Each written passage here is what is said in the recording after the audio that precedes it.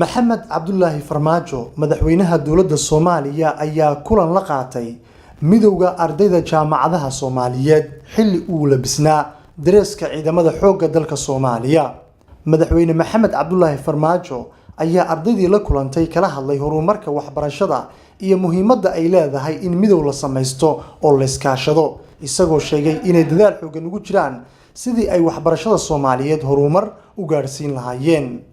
anigu waxaan siin karaa maapkii qarinadii yaan siin karaa road maapkii aan siin karaa, laakiin xoogkii waa idinka xoogkii rabay bacdama idinka ay fursad u helin inay heshaan iskool lacag la'aan ah, inay fursad u helin jidad wanaagsan oo nadiif ah oo jabnayn, inay fursad u helin fursad u helin Soomaaliya oo sharaf iyo xurmad adduunka ku leh, aydan fursad u helin adduunka oo dhan intay yimaadaan tourism dalxiis u yimaadaan oo ay daawadaan Soomaaliya ma garatay, aydan fursad u helin ciidan xoog leh oo lagu tilmaamo libaaxyada Afrika oo ciidanka ugu xoog badan ah, aydan fursad u helin dad qab leh oo Soomaalinimada ay sarreyso oo aaminsan in uu ka wada wanaagsan yahay adduunyada inta kale waa laga wanaagsan. meesha hadda qabkii uu jabay oo qof walba wuxuu leeyahay our international community wuxuu fiirinayaa qof kale inuu wax ku qabto. meeshaas waxaa maqan doorkiina maqan, marka doorka dhalinyarada ayaa maqan. waa laga yaabi karay sidaa sheegteen inaysan jirin dowlad idin dhiirigelisa, laakiin hadda waa haystaan dowlad idin dhiirigelisa. 20 sano soo socota burburkaan inaa ku jirtaan idinka.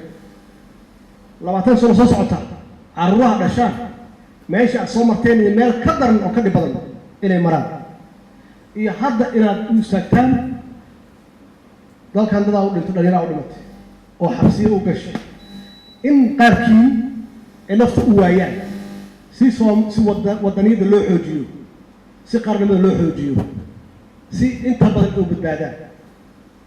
maqlaysaan annaga generationkeena dadkii hadda inta fadhiya oo dowladnimadii ka soo faa'iiday waxaa noo faa'iideeyey oo na siiyey fursaddaas dhalinyaro idinkoo kale ah oo idinka aqoon yar oo Israel la oran jiray yaa na siisay.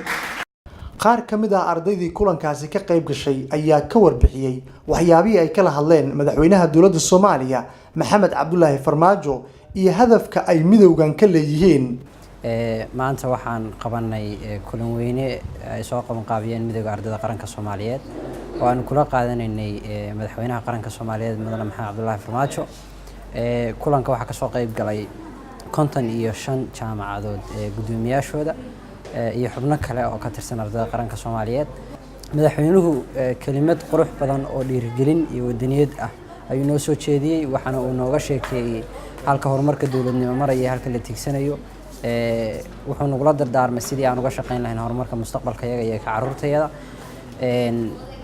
madaxweynaha ardayda qaranka Soomaaliyeed ayaa u soo jeediyay presentation ama waxa weeye cashir ku saabsan waxqabadka ardayda qaranka Soomaaliyeed iyo sida ardayda jaamacadaha ee dalka iyo kuwa dugsiyada sare ee dalka ka jira ay u wada shaqeeyaan.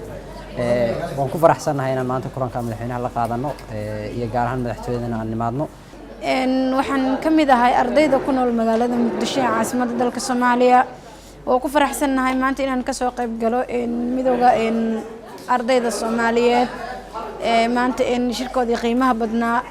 waxaan u mahadcelinayaa dowladda federaalka Soomaaliya gaar ahaan madaxweynaha jamhuuriyadda federaalka Soomaaliya mudane maxamed cabdulaahi maxamed farmaajo oo maanta nagala qayb qaatay barnaamijkan aadka quruxda badan oo aadka u qiimaha badan.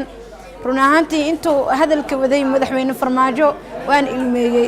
waxaan ku ilmeeyey sabab oo ah waxaan dareemay inaan ahay ardayad Soomaaliyeed ee ku nool magaalada Muqdisho. waxaan dareemay inaan haysto qof dhiirigeliya, waxaa dhiirigeliya aabbo, hooyo, waalidiin iyo walaalo. sidoo kale waxaan helay madaxweynaha jamhuuriyadda federaalka Soomaaliya si uu igu dhiirigeliyo. waxay ii noqonaysaa farxad inaan sii laba jibaaro waxbarashadeedii heerkeygii aqooneed inaan sii laba jibaaro mudane madaxweyne meel walba aad joogto aad baad u mahadsan tahay. ardayda Soomaaliyeed ayaa wajahaya marxalado kala duwan oo intooda badan ay tahay sidii ay ku heli lahaayeen waxbarasho tayo leh oo aan lacag badnayn.